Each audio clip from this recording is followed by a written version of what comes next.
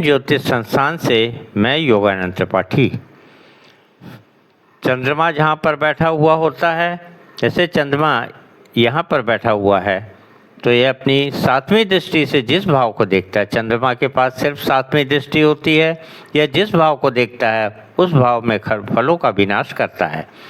यदि चंद्रमा लग्न में बैठा हुआ हो तो सप्तम भाव अर्थात पत्नी के भाव को बिगाड़ता है, अर्थात उसी भाव में ज़्यादातर ध्यान रखेगा और उसकी चिंता करेगा। चंद्रमा यदि एकादश भाव में बैठा हुआ हो तो पंचम पे इसकी दृष्टि पड़ती है। पंचम पे दृष्टि पड़ने से पंचम यानी पुत्र संबंधित समस्याओं में मानव उलझा रहता है।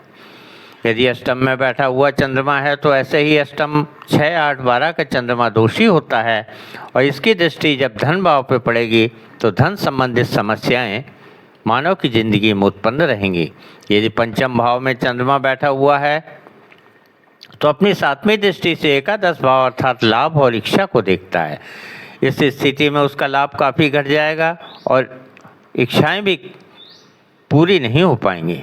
इस तरह इसी जगह पे यदि शुक्र की दृष्टिफल कहता हूँ, शुक्र यहाँ पर बैठा हुआ है, अपनी सातवीं दृष्टि से जहाँ पर देखता है वहाँ फलों की वृद्धि करता है।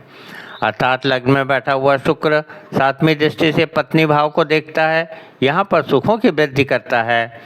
दशम में बैठा हुआ शुक्र, यदि शुक्र दशम में बैठा हुआ हो और तो अपनी सातवीं दृष्टि से चतुर्थ भाव को देखता है, यहाँ वाहन, मकान, माँ के सुख मतलब लग्जरी आदि में वृद्धि किया करता है।